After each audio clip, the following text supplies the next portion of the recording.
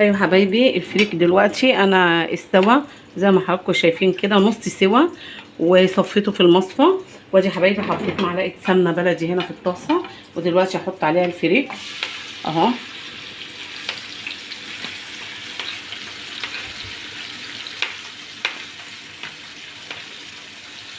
بصوا يا حبايبي كده، ادي الفريك، وادي هنا بصله مقطعه، وهنا فلفل الوان حسب الرغبه، اللي عايز يحط فلفل مشطشط يحط، اللي عايز فلفل الوان بس براحتكم ونحطه. والبصله دي يا حبايبي عليها معلقه بهارات لحمه، وحطيت فيها نص معلقه ملح فلفل. وكده كده حبايبي الخلطه جاهزه لحشي الزغاليل. والزغاليل انا غسلتها طبعا، عارفين نقعتها في الليمون والملح الفلفل الاسود. انا بنقع الزغاليل في ليمون وملح فلفل اسود، لان الفلفل الاسود بيدي طعم جميل ونكهه جميله جدا لكل الطيور. وكده خلطتنا جاهزه للحشي. والناحيه التانيه انا حاطه حله فيها ميه بتغلي علشان خاطر الزغاليل اول ما احشيها هحطها على طول. انا كنت نقعاها في الليمون والفلفل الاسود وشطفتها، واحط الرجل دي هنا زي ما حضراتكم شايفين كده. بصوا يا حبايبي، بعد كده ادي ببتدي احشي. بصوا بحشي ازاي كده اهو. الخلطه دي جميله جدا والطعم جميل اهو. بصوا كده كده بصبعي كده بتقعدي تدخلي لجوه كده اهو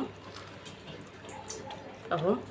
لو مش عارفه تدخلي بصبعك لجوه كده، ممكن لو عندك مقوار تدخلي بيه اهو، تقعدي تدخلي الفريك على قد ما تقدري لجوه. بصوا اهو، الخلطه دي جميله. البصل يعتبر ني في ني، والفلفل في ناس بتحمرها، ده حسب الرغبه بقى، كل واحد ليه طريقه في عمل الحمام اهو. بصوا مش بملاها جامد اهو، بصوا عشان ما تطرشقش مني اهو. بصوا تخلوها مطبطبه كده كده تمام. بصوا حبايبي، بصوا حبايبي، والجناح ده تعملوه كده اهو كده اهو، تتنوه كده اهو الجناح ده كده اهو، والجناح التاني ده كده.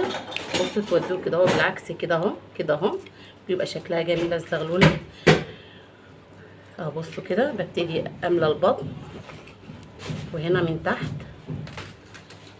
اهو. بصوا حبايبي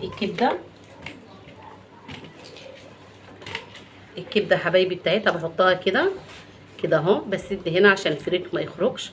والقناصه كده بعمل لها قفله كده عشان الفريك ما يخرجش من عند الرجلين. بمسك الرجل دي وصابعي هنا بيرفع الرجل التانية زي ما شايفين، وادخل دي الرجل دي من تحت. وبصوا حضراتكم اهو كده، كل زغلوله الكبده بتاعتها بحطها وفوقيها القنصه هنا عشان خاطر الفريك ما يخرجش لما هي بتكون بتتغلي.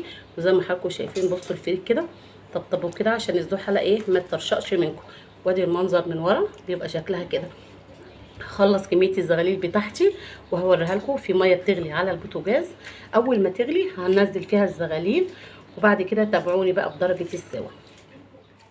الزغلوله اهو زي ما حضراتكم شايفينها، هحطها في الميه بتغلي زي ما شايفينها كده. وهحط يا حبايبي معايا على ما نحط عدد الزغاليل اللي احنا عاملينه. هحط معلقه ملح وفلفل وبصلايه. ماشي يا حبايبي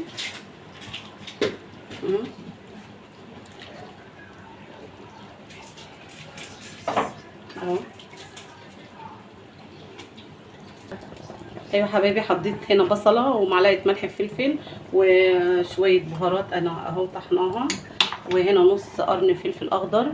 وهغطيها يا حبايبي لغايه ما يستوي. انا ولا واحده طرشقت، نعرفها ازاي استوت. نجيب طرف معلقه ونحطها هنا في الصدر كده كده. بصوا دخل بسرعه كده، بصوا يبقى الزغاليل استوت. او بصوا طريقه تانية، بسم الله الرحمن الرحيم. الطرف الجناح ده بصوا اهو، تمسكوه كده اهو، بصوا تلاقوه بيتكسر معاكي بسرعه، تعرفي ان الزغلوله استوت.